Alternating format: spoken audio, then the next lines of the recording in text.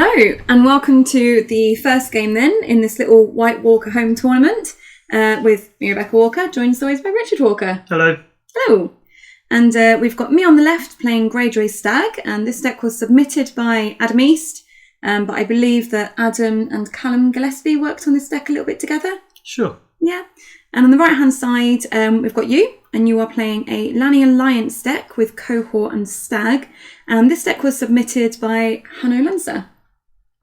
So with regards to the actual decks then, at the end of this video we will be putting the deck lists up on the screen and discussing the decks, talking about things that we liked, disliked, anything that we would change. So if you're interested in the actual deck lists, you can see them at the end of the video. How long have we got for that? I mean, can I rant for 20 minutes on how the decks should change or anything like this? If you really want, people can just skip if they're not interested. Wow. Wow. I mean, I guess it's our tournament, our videos, we do what we want, right? Just do what we want. So are you familiar with Greyjoy Stag decks? I'm not. This is actually the first time I've played this deck. I know it's supposed to be based on a smuggler's deck, and the deck itself did particularly well at a number of different events, actually. I don't think it's smugglers. I think it's more captains.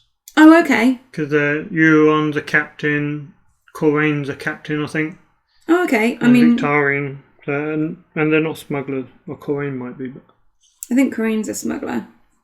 Maybe. Maybe he's a smuggler and a captain. Who knows? He could very well be.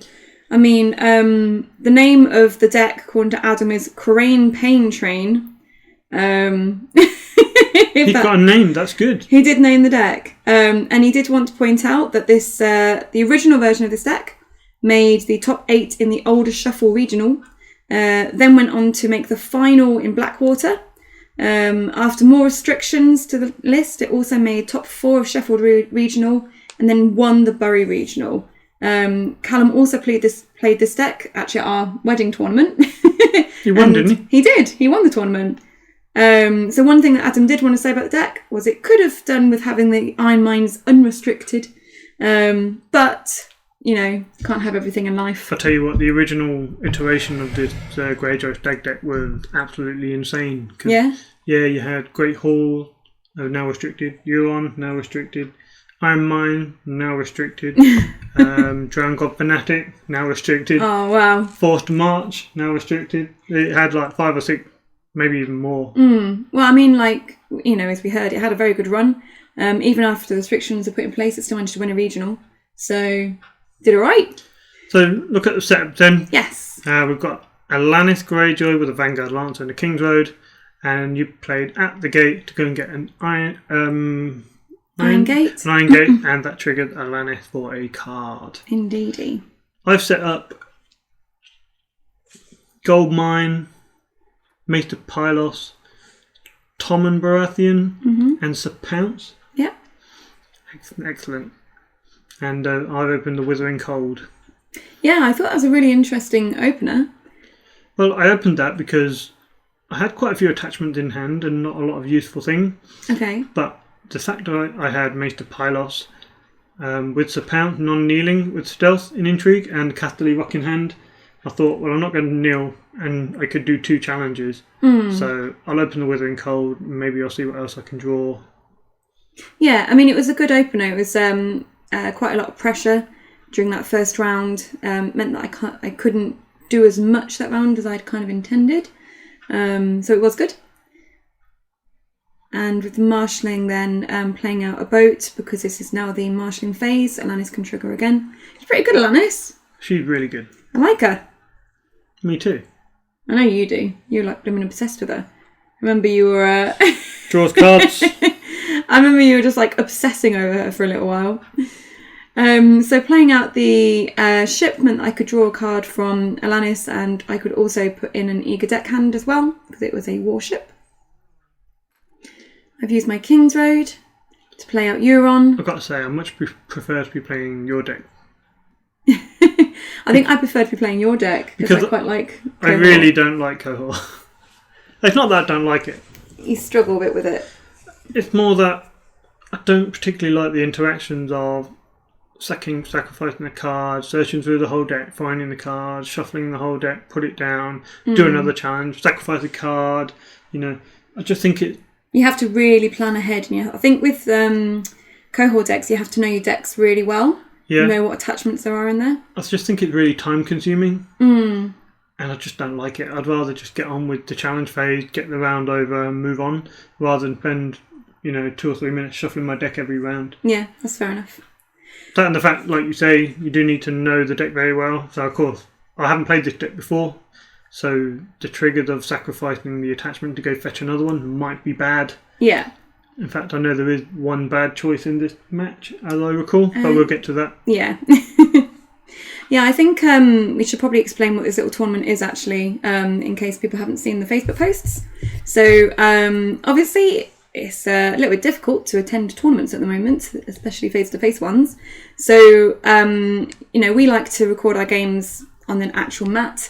We do put the odd iron throwing game up, but I think there's a lot of good people at the moment doing the iron throwing coverage, isn't there? Yeah. I mean, you know the channels pretty well, don't you? Who's doing the iron throwing stuff? We've got Ivan in Bulgaria. He's Yeah. covering lots of World Cup games and tournaments that he plays in. Yeah. Unfortunately, he does play Night's Watch, so... we've So got we can't Trey. happen too much. We've got Trey in America covering some World Cup games, along with Roy Rogers. He covers some. Okay. I think that's it, really. Yeah.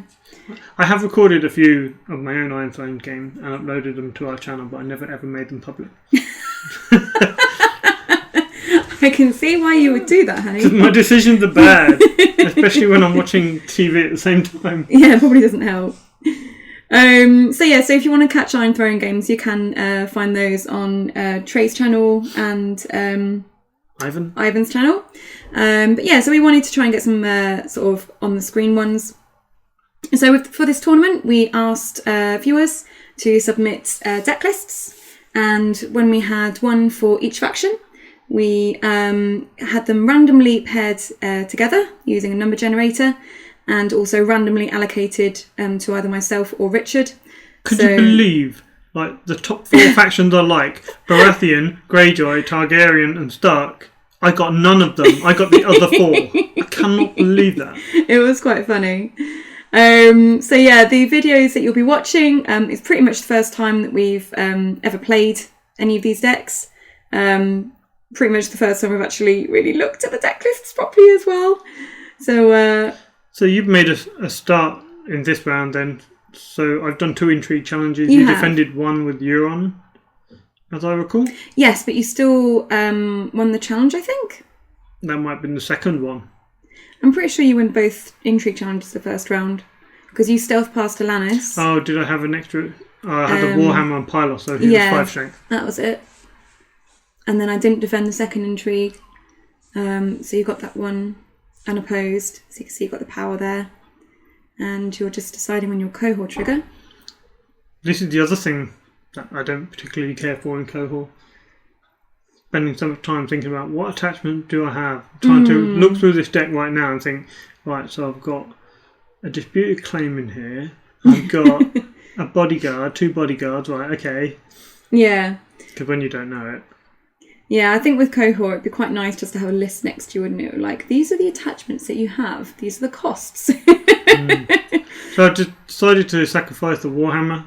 I don't need the strength on Pylos anymore for this round because I have pretty much finished my challenges for this round. Yeah. But I'll milk Euron so he can't attack me now and intimidate me on my Withering Cold turn.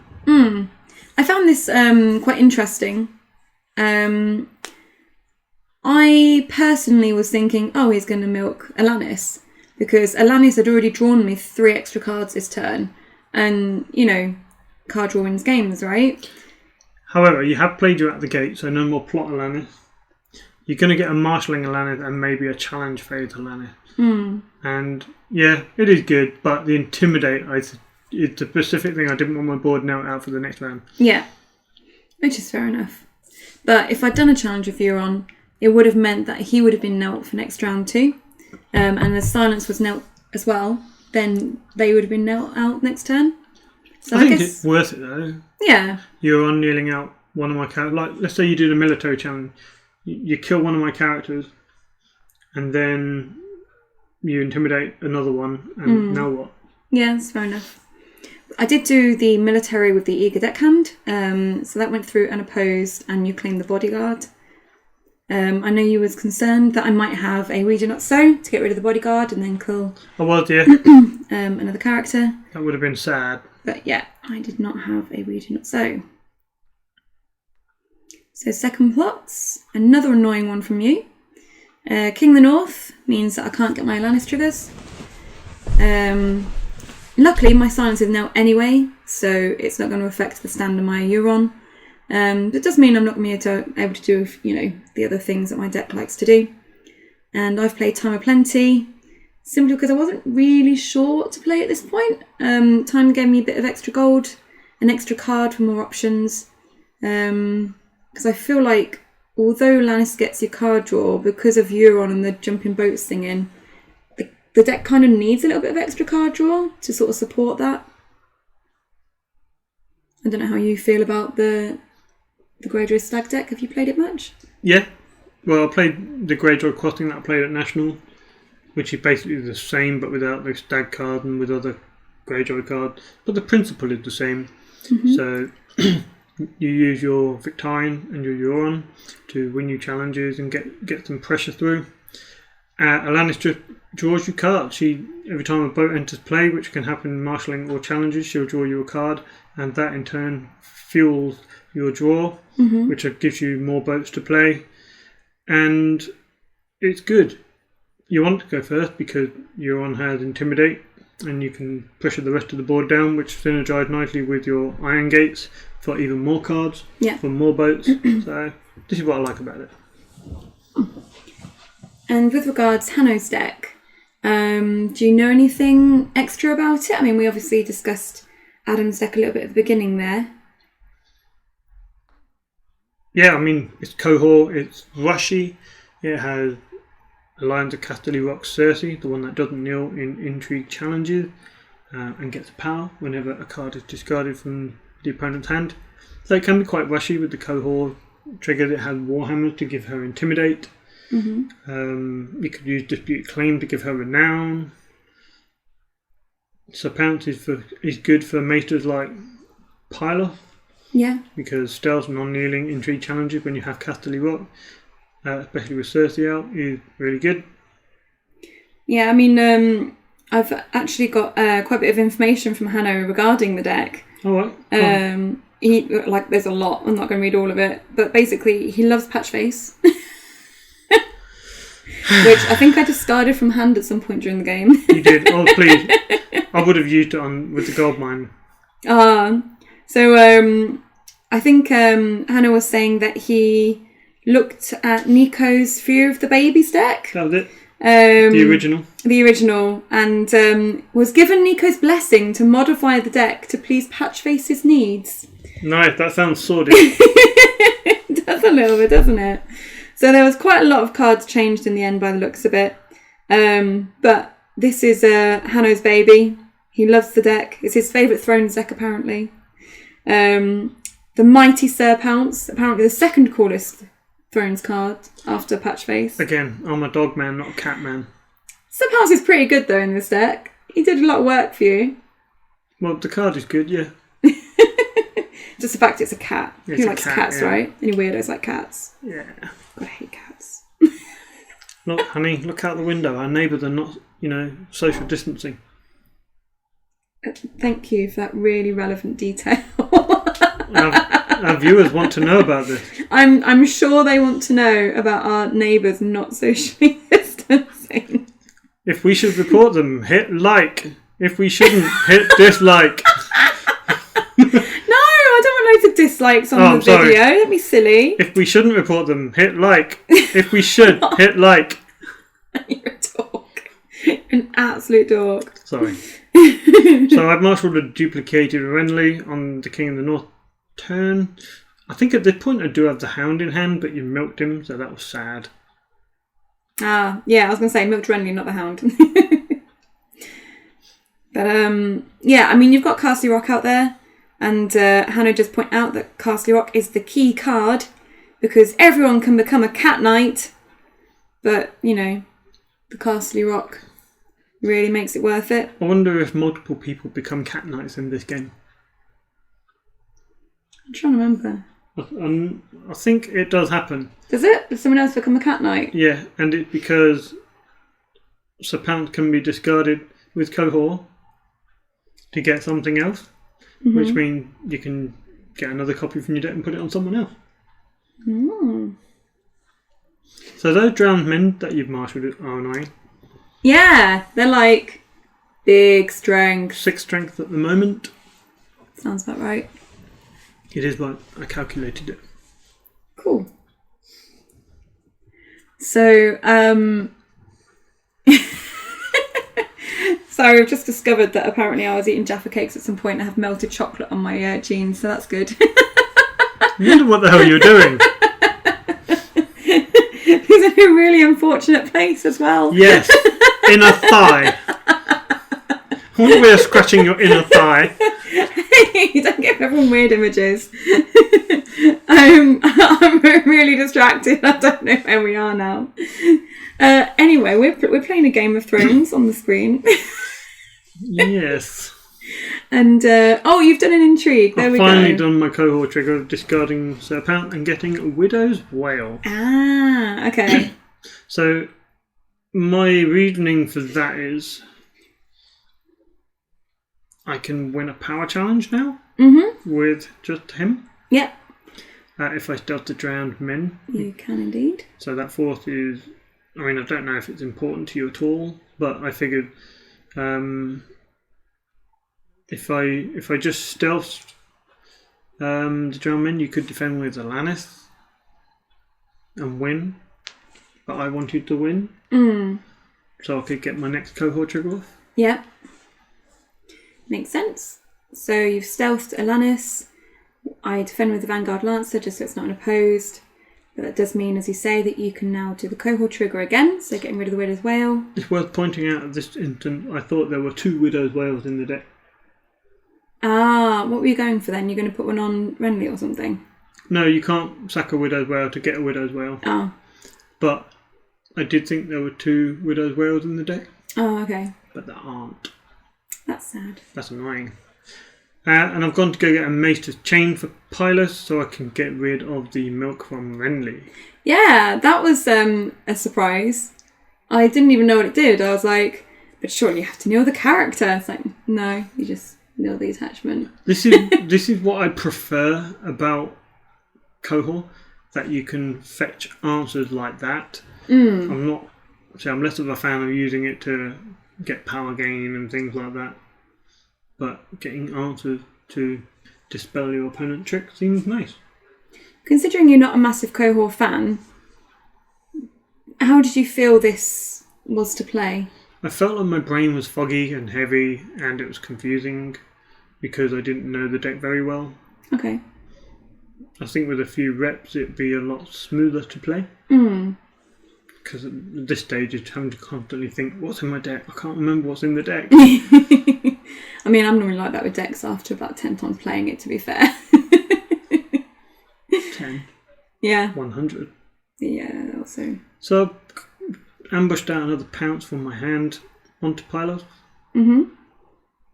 So I assume this was so that you could Qohor something off, but then you didn't. I think Pounce is best on Pylos anyway, to be honest. So was there a reason you put Pounce on? I'm not sure. Maybe it was just so you had the option. Or maybe you're worried about if I took it for intrigue claim or something. Yeah, that's a concern. Did you do an intrigue challenge? If you did, you haven't won one. I haven't done one yet. This was my first challenge. I did a military of the Drowned God. So that I could then see what you did to decide if I wanted to go for the intrigue or the power. It's quite early on in the game. It's possible that I'm still worried about We Do Not Sow. Yeah.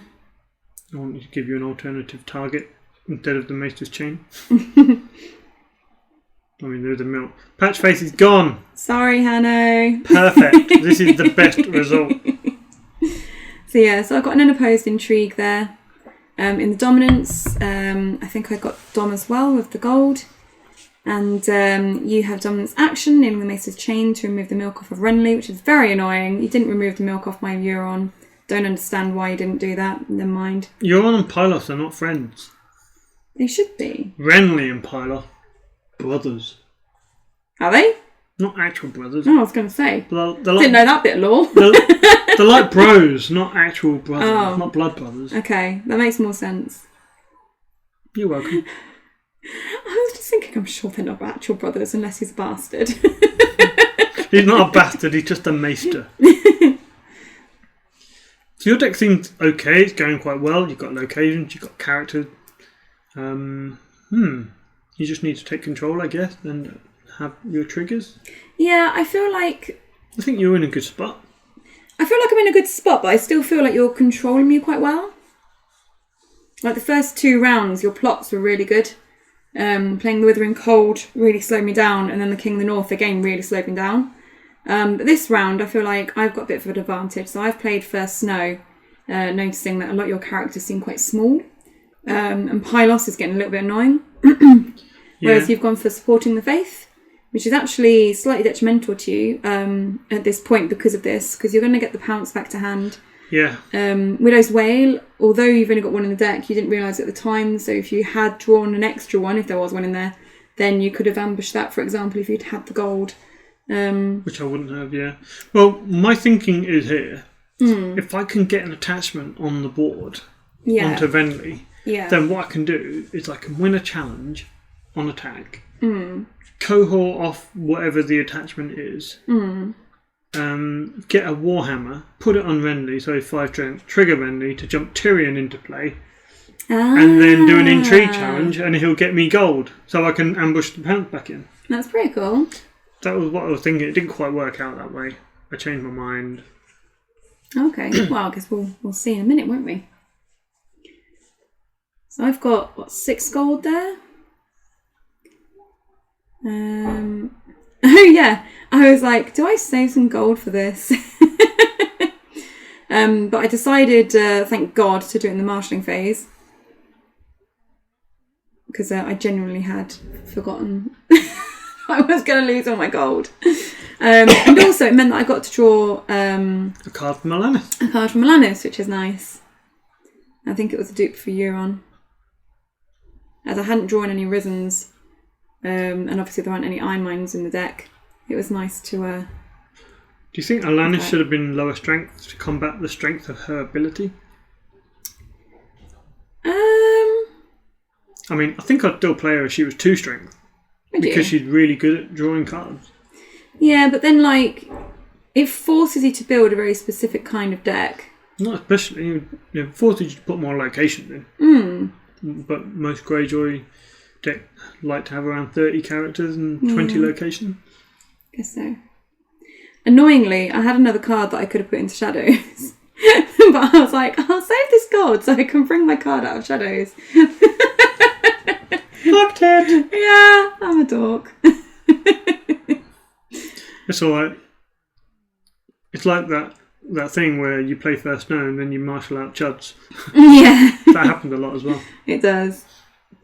So you've not marshaled out a Chud, you've marshaled out bloody Big Cersei. What's this bullshit? Well, I had a Cersei in hand, a Jaime in hand, and a Tyrion in hand. Oh, bloody hell. And 2 hounds, I think. Nice. So you got rid of Casterly Rock, which was quite important, actually. Yeah. I'm really glad that I did the Nightfly then. Because Cersei non-kneeling doing 2 intrigue challenges and getting all of her little power tricks would have been sad. So annoyingly, I don't have Intimidate anymore. Or do you? Mm-hmm. Oh, because I want to get another character on the board. So with that in mind, I want to attack. I've got no gold to ambush in any attachment, so I'm going to have to remove the milk if I want to do Qohor thing. So you let the military go through unopposed. I'm going to use a silence though first before anything else happens. Stand Euron and draw a card. Let me claim Renly for fun. I'm like, I have actions! So then getting the unopposed, you've taken the claim. I figure I could take Renly duplicate because you could be playing Valar Morghulis. I would expect that. So I will need to get a bodyguard onto one of Renly or Cersei by the end of the round. So at this point, I'd misjudged the drowned men's strength. I'd not adjusted the dice for the new locations on the board. So I wouldn't have used the drowned men here. I'd have saved them for the defence. But I thought that, you can see me realising, but I was like, I've already done the challenge, so I'll just leave it. The power challenge. Yeah. If I'd left them standing and done it with Euron instead, I could have always boosted Euron with the Iron Fleet Scout to make sure I won the challenge if you had defended with Cersei. But if I'd left the Drowned Gods standing, then they would have been able to defend against pretty much any single person that came in for a power or military, so that was a bit annoying. Intrigue from Cersei. I think where I had the idea, so I'll get rid of the milk, get a Warhammer, pop it on Renly. Even though the Intimidate would have been useful on Cersei. Yeah, I mean, if you'd still had Castle Rock, then you'd put the Warhammer on Cersei, wouldn't you? Yes. And then done the second intrigue, and Euron would have been out either way for that. Because I've only got 3 challenges and I want to get a bodyguard. You have to do it in a very specific order. Yeah, and I want to get another character on the board. In case you have a march. Yeah, seems fair. So the Warhammer then, which you're just looking at the moment, aren't you? Yeah, I'm trying to memorise how many other attachments I have. So by putting the Warhammer on Renly, that increases his strength by 2 to 5 strength. And you said that you had a Hound and a Tyrion in hand. Why specifically did you want to get Tyrion out rather than the Hound? Is that simply so that you could then ambush out the Pounce, or...? No, because you it's possible. Yeah. Huh? Because you wouldn't be able to ambush out the Pounce because you didn't... No, now I've done the intrigue, yeah. So I changed my mind, but I thought I could still get the Tyrion in because you're unlikely to be playing Valar Dohaeris. So I thought if I get Tyrion in, he got stealth, he can help me win challenges. Yeah. And the Hound, he still leave me open to marched, because if I win a challenge with him, he'll just come back to hand. The original thing that you were saying about getting Tyrion on the board so that you could then ambush and pounce. So pounce is for character strength cost through a lower, right? So you wouldn't have been able to ambush out the pounce anyway. So I think how you've done it is the best way. But yeah, seeing that Tyrion come out, I was like, you little bastard. Because it meant that you got that power through unopposed by stealthing past Euron. And winning that extra challenge meant that you could go and swap out the Warhammer for something that you needed. So I can't win the military. No, but like we said... so I might as well just go to Dom. So at this point I expect I get a bodyguard, I think. Bodyguard is definitely a good shout at this point. Just in case you do have Morghulis. Because if you play Valar Morghulis, you've still got plenty of gold. You get, 6 gold? Yeah, something like that. And I would be left with no board. And you'd be left with a Euron with no milk on him anymore. But instead, you went for serious training. Yeah. Which is interesting. Well, I thought it'd get me another challenge. Yeah. And lets you win the military, I guess. Yeah. If you do it with both of them, you get the renown as well. I wonder if that's what I do. Probably do. Yeah, it kind of depends. If you do it with both of them, you're guaranteed to get the renown. But then I possibly win Dom if I don't defend. But then if I don't defend, you get another power anyway from the unopposed. So yeah, I think I'm probably going to go in with both. Because even like this, I don't win Dom. I might as well just go in with both, right? Yeah. So yeah. And that's a red Iron Gate. What's that for, Rebecca? I'm looking for Rizzens. Because I was thinking, like, if you win this military, like, do I want to Valar next turn, or do I just want to Risen someone if you go and get a bodyguard? I don't know. So, yeah, I let it go unopposed because I figure I can win Dom at least, and that pushes me ahead a little bit. Yeah, at that point I was thinking, she's lessening her gold, which makes her less likely to Valar, but trying to find Risen, which makes her more likely to Valar. I don't know. But you do go and grab a bodyguard, which makes me a little bit more reluctant to.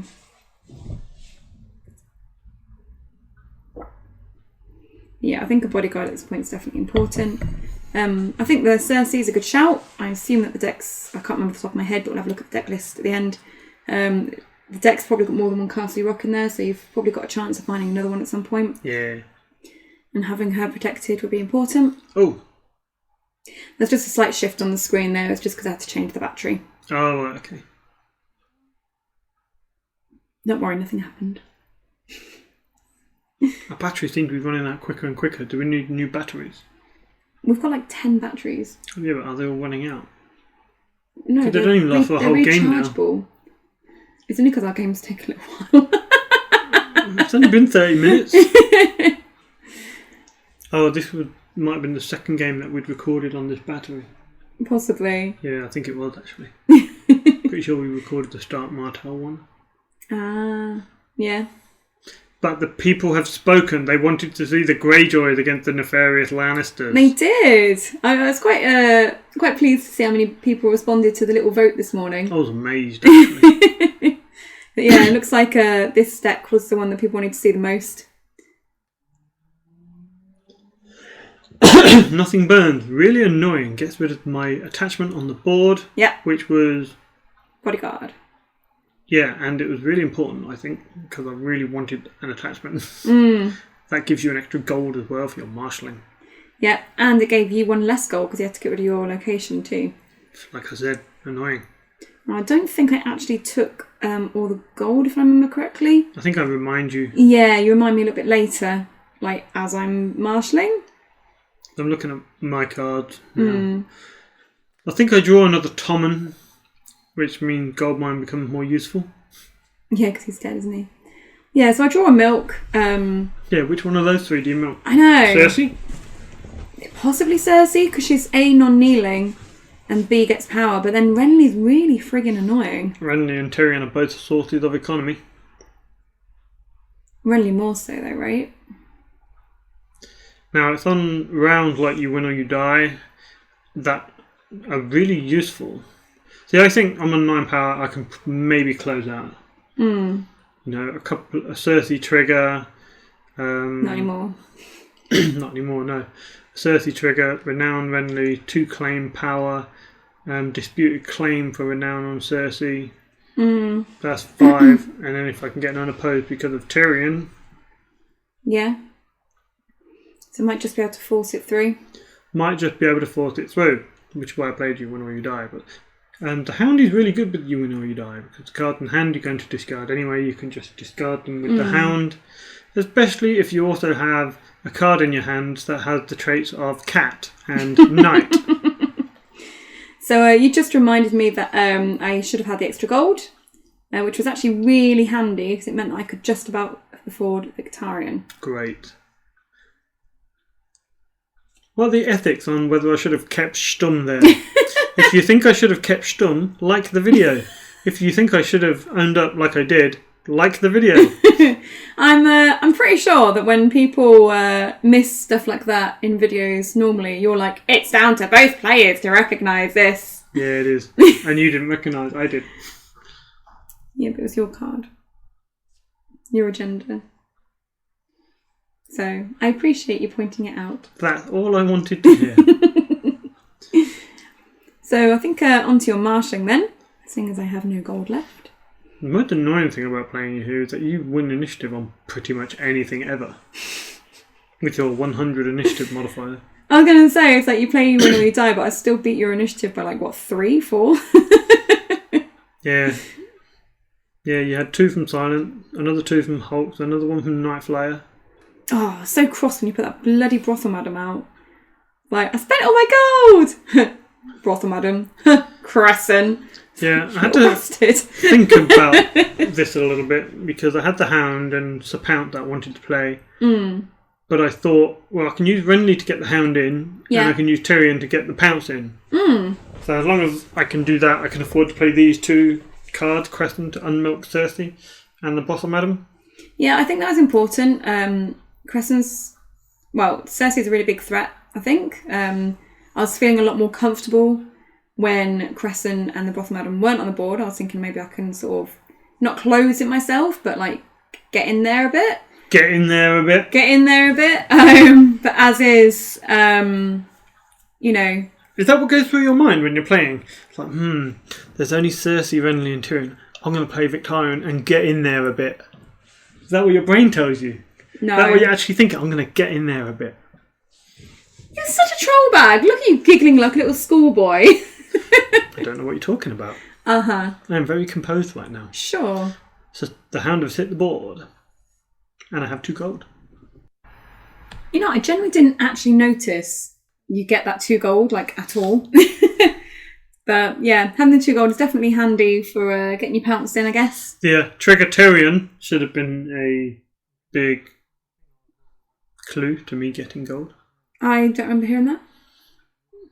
I'm the deaf one here. You can't get away with that. I can get away with anything. Right? Wrong. Oh.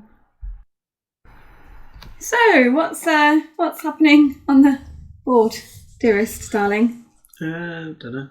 What is happening on the board? Would you like me to tell you? Yes. Oh, okay. You're the first player. I'm glad that you're paying attention.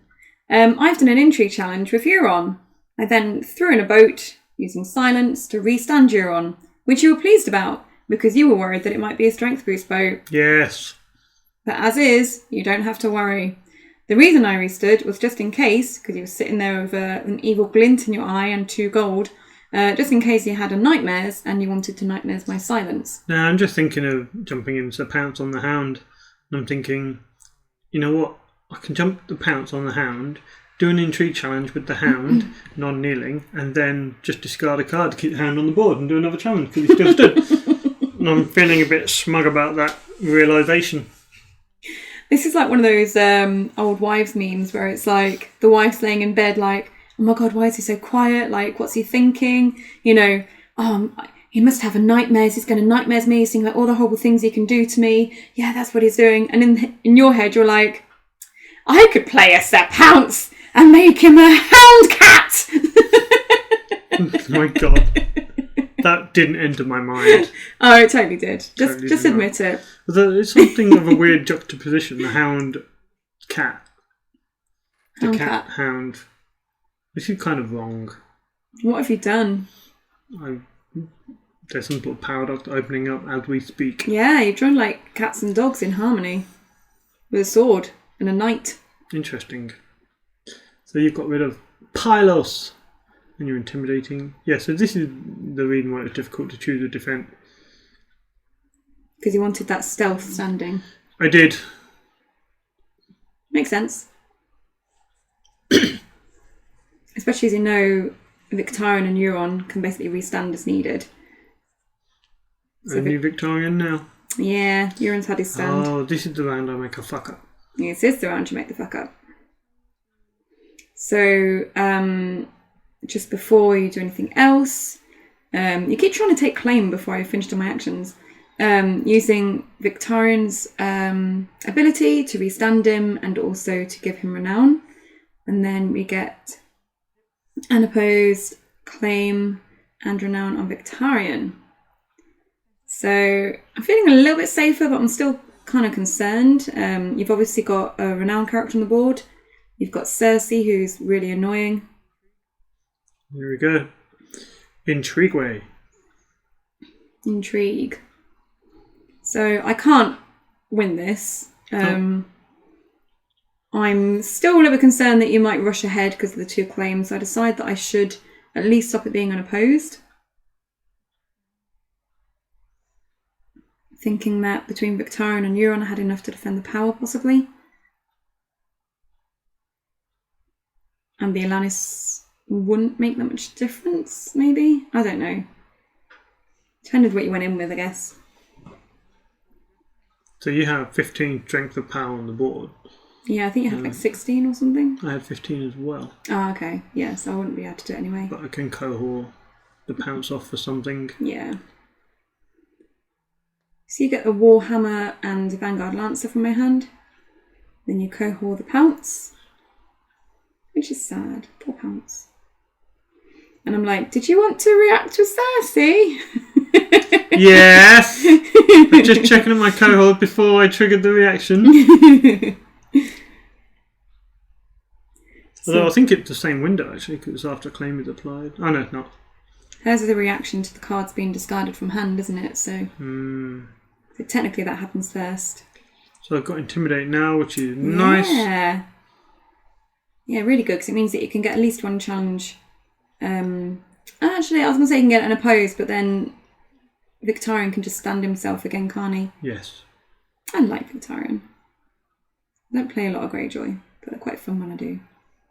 That's because Victarion's overpowered.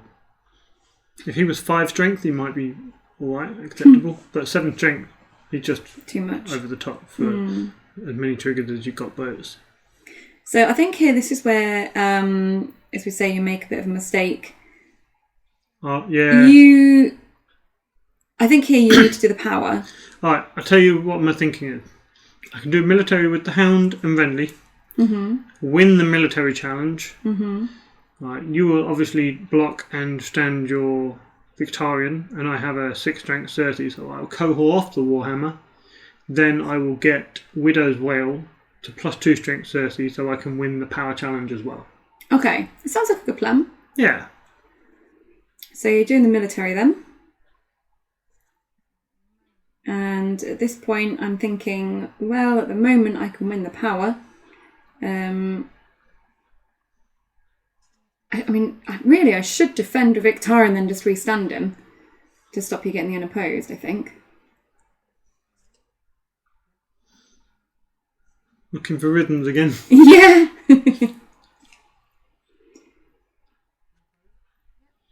Yeah, so I should have defended with Victarion here, because I still had a boat left, so I could have restood him. So I think that was a little bit of a mistake, but not a massive one. And then I know I've got Valar, and I'm thinking next turn I need to Valar really the board. Discreetly not what your plots are. I know, kind of giving it away. Oh yeah, and then you're remembering that you're supposed to discard a card to keep the Hound on the board. Yep. So you're discarding that Jaime. So I decided to go with the Alanis. Because I figure the Victarion means I can still protect against the power. Here come the second Widow's Wail. Which doesn't exist, or the Disputed Claim, which doesn't work because I've got more power on my faction card than you. Yep. So yeah, so you grab the Disputed Claim. Yeah, I got the Disputed Claim, I thought that's +2, and I look at it and I was like, more power, that's not going to work, I have to get the Widow's Wail. All through the deck, I was like, there isn't another Widow's Wail here. What other option do I have? So yeah, to be fair, this isn't so much a mistake, this is just you not knowing the deck well enough. Yeah, it was a good plan. I should have really had the deck list with me or something. So next best option, I think, is probably a bodyguard or something if you had one, but you've gone for the Milk and Victarion. Now, considering I say obviously broadcasted I was going to Valar, I don't know. I guess the Milk stops me from restanding Victarion. If you do the power now and I defend, it stops me from restanding the Victarion. And then I win Dom. So that you win Dom. But yeah, I think a bodyguard might have been good here for you if you had another one. I don't know how many in the deck. I think there were 2 and I've seen both. Okay. One was claimed for Tommen, and I had the other one earlier on Cersei. Ah, yeah. Yeah, and I think that was when I played the Nothing Burns. Correct. So there are only 2 bodyguards, so I don't have any left. That's fair enough then. Otherwise that would have been great. So, yeah, I mean, from my side, your board looks scary, and if you go into another round with that board, you win. So I figure I have to reset you. Seems fair, right? Fucked it. Well, I mean, would you have won though if you'd done the power? I would have been on 12 to 9, 14 to 9. Would you? You would have been significantly further away. Well, we'll see. We'll see if that was a deciding factor or not in a moment. But we've gone for the Valar to the Valar to Valar D. So at this point, you were like, I had to calculate to make sure that I had the same initiative as you. And then you were like, oh shit, I've got more power than you. I completely forgot that I had power on my characters and that you had a power on your character. So I calculated it like 8 to 10. I was like, I've got less power. And I was like, I swear to God, it's those shiny tokens. You could barely see them. Really? That's exactly what it is. Really? 100%. Uh-huh. But, yeah, I thought it made sense for you to play Morghulis if you had it. Yeah. So I've got to counter it with VD. But because of my locations, I still had 5 initiative. You still have 5 initiative? Yeah, I thought you'd still lose a character with like VD, so you'd be down to 1, and I would have 2. Well, that's not too bad. The only problem with that is I have no cards in hand, so I'm top decking. Pretty bad choice from that perspective. Yeah. You have lots of cards. So I'm actually quite nice here. I decided to let the Valar D happen first, so I'm going first, letting the Valar D happen first. So your characters aren't dead. Yeah. Oh yeah, and then you went to take Renly, and I'm like, don't forget the Valar M, and you're like, huh, what Valar M? And I was like, the one on the board. Oh, but the way you said it, it sounded like you were trying to say. It sounded like you were trying to say that I had a Valar M. Yeah, but I'm just Valar. It really made me laugh at the time. Oh, it's okay, honey. You don't need to sulk. Your brain was melted from the Qohor deck, right? So yes, once we'd remembered that Valar M was happening after the Valar D. For the record, I'm not commentating anymore. So we both get left with a 6 coster, and your one lets you put extra people in. Wow, with all those cards I'm top decking. Yeah. Amazing. And we're on the same power now as well. And I have no claim. Cool. There you go. Even at the boards of it. You have Intimidate though. We can just make sure that I don't have any claim either because I have no characters. This is true. I do also have, weirdly, a little bit more gold than you. Oh yeah! How do you have more gold than me? Because I have no attachment, and so you get 6. I get 5. I don't know if I took all 6 gold. You probably did. And then we'll find out. We'll see how much gold I spend. You almost definitely did. I don't know. We forgot all the other rounds. No, we didn't. Oh, I did not remember. Because that's 5 gold's worth of stuff. You screwed it up again. What's wrong with you? I didn't screw it up. You screwed it up for me. I got rid of an econ because I want to draw a character. Oh, I think this is when... Did you remind me? No, I was just checking the phone. Classic. Oh no, you do remind me. There you go. I went and got my gold. Fever Dream. I figure she's going to use your one a bit. Let's put some gold because basically I don't really need to do anything with it. There you go. Have some of that, love. Great. Gonna get in there a bit. You are such a dog. I didn't realise Fever Dream is actually relatively good. You get like 2 cards per gold, right? Yeah. Seems alright. Seems alright. Yeah. Yeah, unless I misread it and it's 1. I don't know, you kept taking 2. Yeah, let's just say it's 2. I never really read it, to be honest. Fair enough. So again, unopposed power. You're like, I don't want to use your one. I don't want to give you cards. I'm like, cool. Yeah, well, because you've got Renly on the board, I'm thinking I don't want to kneel him and give you a 3 coster that can come back and get me. So get an unopposed power, an unopposed military, but of course no claim because of the Valar. Maybe should have blocked one of them. But I don't know. I don't know, you can come back, right? But then again, Renly's not enough strength. But that's one less power for you. Yeah. I'd rather do it on a challenge I can defend and win rather than if you go in with your one now and I can't defend and win. But then you fucking Imri anyway. Great, that was a bad choice as well. Yeah, I don't know if Imriing was the best choice, but it stopped you doing anything with Renly. And you had like one card in hand, so I was just really hoping that it wasn't a character. You're terrified. And I didn't have to use Euron, so...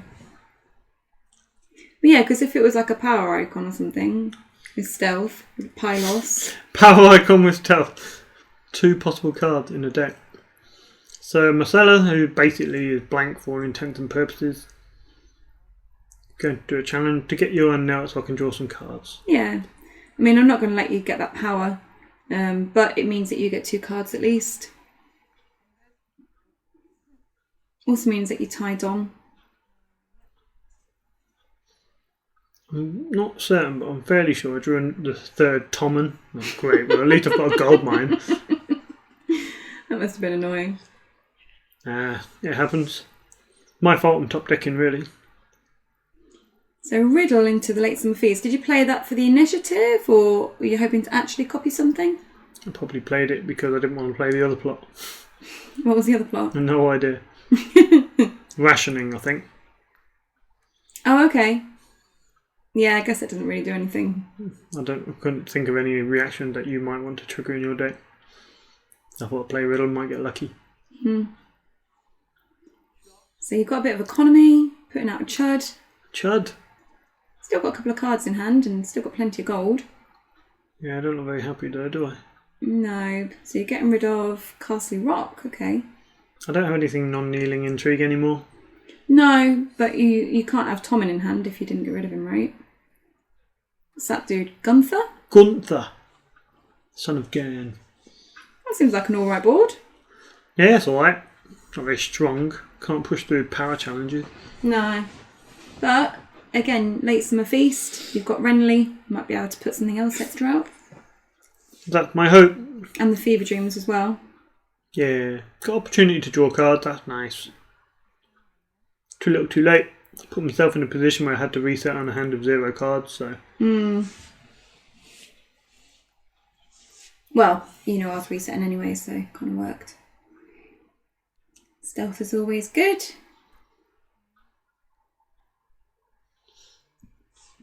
The only thing about bestowing the Fever Dream so much is I can't really cohort off at this stage. Yeah, true. To do anything aggressively.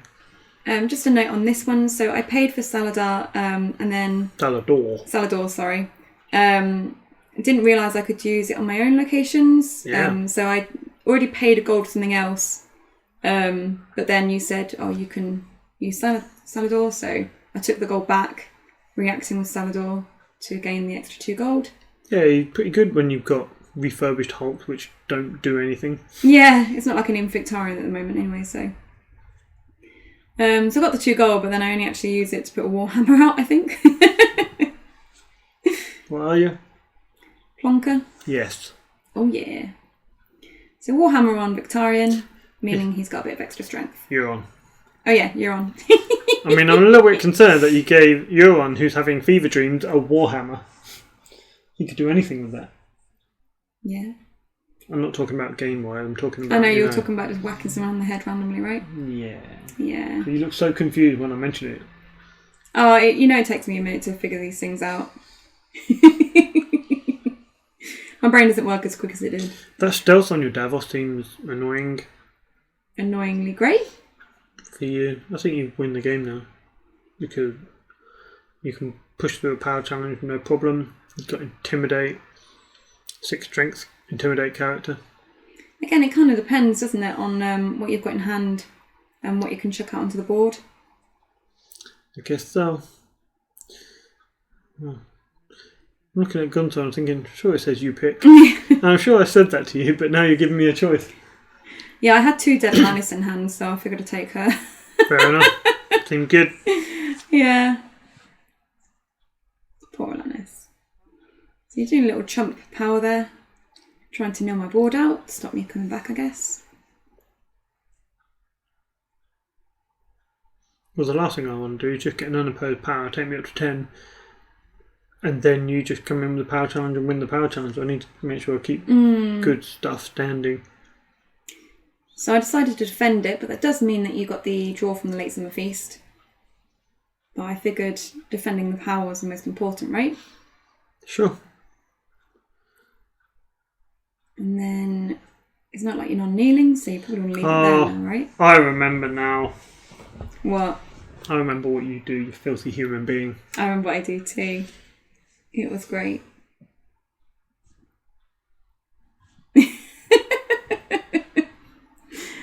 You having a good old think there, Richard? I'm waiting for you, aren't I? Pretty sure I've said past challenges. And you're like, what shall I do? Grey Ghost. I'm like, oh, fuck this shit. But if you had a character in hand, then I wouldn't have been able to, get anything unopposed.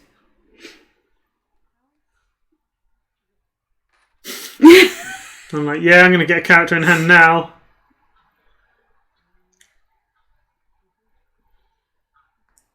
I don't know how you don't have a character in hand.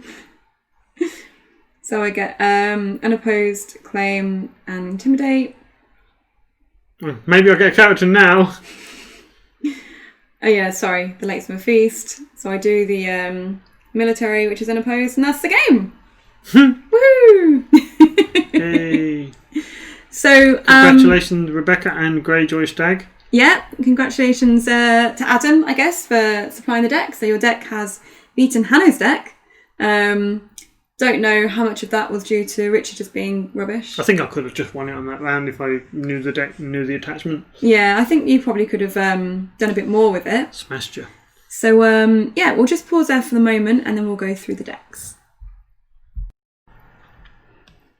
So that was a little pause for us, but the tiniest of pauses for you. So we've gone through the deck then and had a little look at the things that we liked and things that we didn't like. I'm going to start with the Greyjoy deck. So should we go through it? Sure. Yeah, do you want to discuss the draw? Yeah. Draw was good. There's lots of draw. Alanis is good for draw. Alanis is amazing in the game. Yeah, there are plenty of ways to get a lot of draw from her. We all know she's good, but plot phase at the gates for the Iron Gate for draw. And of course she works really well with Euron Silent in the challenge phase, and marshalling locations is easy. And you've also got Night Flyer for whichever phase you want. There, lots of draw with those, the Iron Gates. Got an Asher in there. Even First Snow is like inverted draw, because you can play them out, trigger the effect of Vanguard Lancers, and you can get Eco deck hands as well, but then you can bring them back to your hand. So, you reduce both board down a bit, but then you trigger Euron Silent and you get your deck hand back out. Yeah. Things like that. Yeah, and being able to re-trigger the Vanguard Lancers is quite nice if you're against a rush deck. So, yeah, getting them back to hand isn't a big issue with the First Snow. And it normally makes your opponent definitely struggle a little bit. Even when you've got cards like Muir and Muir, you don't mind that coming back to hand if you cancel one of their economy. Yeah, it's true. Talking about economy then, so the deck has a decent amount of economy in it, 12 econ locations, and because of silence, it does mean that you can chuck in those refurbished hulks for free normally, rather than having to pay for them. And then you've also got things like Balon can steal a character. You've got the Euron Silence combo. As we mentioned, the deck hands can come in for free. Yeah, I like it. It's got lots of economy and lots of draw, so you've always got money to spend the thing that you draw. Stand-wise, again, Euron Silence is always great. Victarion, with obviously so many boats on the board, nice and easy to trigger him. And Maiden's Bane, I think, is a one-of in there. So that lets us, if we get those unopposed, just to restand our characters. Loads of control for different things, which is good. I think you need a bit of control in your decks nowadays. So controlling characters, loads of things that we can do here. We've got Milk, we've got Intimidate on Euron and from the Warhammers. We've got Imri for that sort of last attempt to sort of nail out the board. Crane, I know we didn't see him in this game, but the deck's supposed to sort of like use Crane quite a bit apparently. It could, yeah, you had the refurbished hulks for it. Yeah. Grey Ghost, of course, you saw that in the last round, meaning that I got those challenges to unopposed. Raiding longships if you're going first, which in Greyjoy you generally want to do. Yeah, got lots of location control with all the things you see on the screen there. But yeah, I mean, the amount of control on the deck is really good, whether it's characters, locations or attachments. There's answers, basically. that crescent coming in from the stag banner. I think it's only a one-off, but it helps, right? Sure. And then finally, characters. I mean, in Greyjoy, we know that there's a variety of big characters that basically, you can kind of choose which one you want to be your main guy or girl. I think Balon and Asher's just a one-off, but if they're out, they're pretty useful, at least for the time that they're out. If you can get some dupes on Euron out early with the economy boost is always nice. So, yeah, and they can be boosted up with, there's Ironfleet Scouts, and there's also a Senegali that's come in from the Greyjoy Stag side. So there's lots of options, I think, with this deck. I know you particularly like this deck, don't you? Yeah, because it's got lots of answers for answers for characters, answers for location, answers for attachment, lots of money and cards, so good. Regarding things we didn't like, there's not a lot we didn't like, to be honest. Yeah, I think it's a really good deck. Yeah. Pretty good. It covers a lot of bases, doesn't it? Quite easy to play. I think you could give it to a newer player and they'd be alright with it. Yeah, I mean, I played it okay. I think I would prefer it as mono faction myself. So I could play Sea Tower and make it better for setups. And if but it was that's just a preference thing. Yeah. And you were saying, like, if it was monofaction, you'd probably like to sort of, losing that crescent, you'd probably stick the Weed or Not So's in there for the attachment control, right? Yeah, flexible attachment and location. So the only thing that we were slightly concerned about with the deck was if you come up against someone who's playing something like Political Disaster or Valador Hyrus, those plots can be quite damaging to this deck. There are a lot of locations involved, obviously, that normally aren't duped. And there are a lot of big characters, so, I mean, you can ride all of the plots out because it does have cards, lots and lots of cards. So if you've got cards in hand, duel might hurt you, but one character dies and you've got another big or loads more cards that you can play out. So, things we didn't like, I think it's good enough. Yeah, I enjoy playing the deck list, and I think it's relatively straightforward to play. Should we have a quick look at the list? Okay. Yeah, we'll pop that up on the screen now. So you should be able to see that on the screen now. Plot-wise, I don't think you played Clash of Kings in the end, did you? Me? Well, I didn't play it. No. Oh, no, I played it. I'm such a dork. Yes, you are. Yeah, I don't think I played Clash of Kings in this particular game. But, I mean, that as a closer seems quite good to me. We've got some nice resets with First Snow and Valar. I know Time of Plenty was originally Return to the Fields, but when that became restricted, that had to change. So Time of Plenty, a little bit of extra gold, and the card draws, it kind of replaces Return to the Fields. But Return to the Fields quite often is something that you use to try and counter someone else's reset, right? Yeah. Anything about the actual draw deck that you want to comment on that we've not already mentioned? Not especially. No. Happy that we covered everything? Yeah, it seems fine. Cool. So, yeah, I mean, you've got the deck list there, so if anyone wants to give it a go, absolutely feel free. Adam would like to give a shout out to his One of Drowned Men, which is really damn good when you top deck them. And they're about 8 or 9 strength. Bohaha, they were good in the game. Let's have a look at the Lanni deck then. So I'll just pop that up onto the screen. So we've got here then the things that we liked and disliked about Hanno's deck. Now, I think the main thing is to remember it's Hanno's deck. Hanno is an absolutely amazing deck creator and player, but the decks he comes up with, I don't think are decks that you can normally just pick up and play on a whim. So bearing in mind we were playing these decks pretty much for the first time, I don't know if maybe we were slightly biased or slightly and not understanding the deck as well, but it did seem a little bit tricky to play with, as a first go.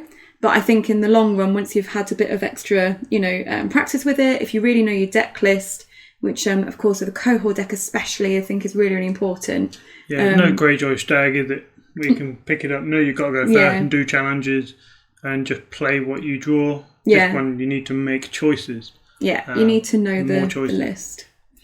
So yeah, I'm kind of glad that I didn't get this deck in the in the random allocation because I'm not the best at just sort of like picking up a deck and playing it well. I think you're all right.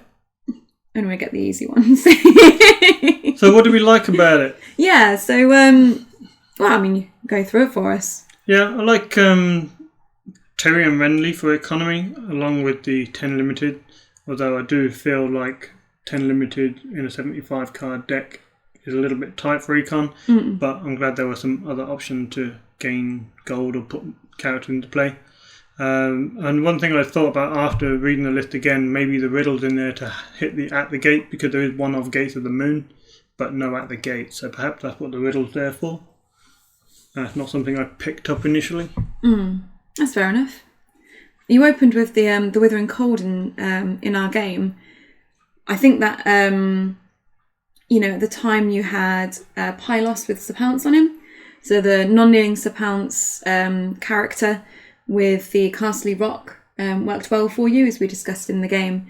But there are a lot of non-kneeling characters in this deck, which means that Withering Cold is actually quite nice. I think especially later on in the game, when you've got more of those non-kneelers out, can be quite impactful. Yeah. We also looked at how supporting the faith with Brothel Madam can actually be quite a nice little combination. It sort of stops those military challenges from happening if you're worried about them. And of course, the supporting the faith means that your opponent doesn't have money for their shadows cards and stuff like that. Yay. Which is really nice. Yeah. So Hanno did mention that he wants this to be a sort of like a mini Voltron deck, so you sort of get a little character and you Voltron on up a little bit. Yeah. So Pounce and things like that. So that's quite fun. It's just getting them set up, I think. And other things that we noted, as you can see, Fever Dreams helps us for a little bit of extra draw. Richard used it quite well in his game. Yeah, that worked out okay. And, you got a lot of flexible options with the cohorts, so that's quite nice. I think I said in the video that I prefer it when you've got option to deal with things in cohort rather than using it to push through lots of rush. But, getting serious training so you can do a military challenge, getting made to chain so you can remove an attachment. They're just different ways to do some cool things. Yeah, you have to think about it a bit, don't you? Just with regards to things we weren't so keen on, as you probably saw in the game, Richard was going through a lot of attachments, but there wasn't a way of putting the attachments back in the deck. Well, there was one Citadel archive. Yeah, so something extra to put things back in the deck I think would have been quite helpful. But yeah, otherwise I think the deck was really well built, just a bit tricky to play if it's your first time, basically. Yeah, I think putting the attachments back in the deck is better if you've got better draw, because the draw didn't seem amazing in it. It seemed like, you get some of your cards. There are a couple of draw options, but there aren't that many draw options. So you kind of play your cards out and then try and do the best with what you can of what you top deck, unless you can get some Fever Dreams going, or some things like that, or high sell. And of course, I guess the Qohor is a little bit like draw, but you're not really getting extra cards, you're just sort of swapping cards. Yeah. And so just looking at the deck itself then, so there's a few cards that we didn't see. The Alchemist's Guild Hall, for example, we didn't see coming out. And then there was a few of the characters and attachments we didn't see. Do you feel like you would have liked to have seen the Citadel Archivist? Maybe. Possibly. The Guild Hall, maybe not so much. Is the Guild Hall the cancel one, a bit like a treachery? Yeah, cancel the character ability, but cancelling Euron might have been nice, but he was on the board early. Yeah. Cancelling one Victorian trigger, don't think that's going to do much for the 2 gold it costs to bring it back out again. Probably wouldn't have cancelled an Lanni. They might not have done that much in that, but it would have been really good in some other matchups. Yeah, there's certain decks where it's definitely beneficial to have. But I definitely think you can probably cut the patch face. Only because you know that he likes patch face. Although, to be fair, considering Hanno was saying how much he likes patch face, there's only one in the deck. Yeah, I think actually the art on patch face looks like what I imagine Hanno to look like when he's absolutely smashed out of his head. I'm sure Hanno really appreciates that. Sorry, Hanno. So, is there anything else that you want to say about this deck? Anything about the plots or anything? Plots. Yeah, no, not really. Rationing maybe didn't do much in our game, but I can imagine it's good against some of those faction Neil agendas.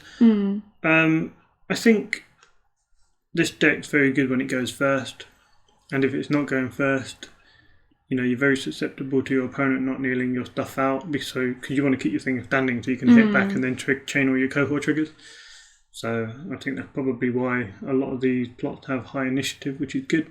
Yeah, I guess it was just kind of bad luck that this deck got drawn against the Greyjoy, because obviously Greyjoy has a lot of high initiative plots in it. Yeah, we saw that when you had a +5 initiative, right? Yeah, on my Valar Morghulis. All right, well, I think that's everything we want to say about the decks then. Sure. Yeah. So we'll round this up. So that was the first game, and we'll get the second game out as soon as we can. These are taking a little bit longer to edit, so apologies if it's a little bit of a gap between games. We hope you enjoy it, and we'll see you for the next one. Goodbye. If you'd like to support the channel, you can do so by going to patreon.com/thewhitewalkers. Goodbye. Bye.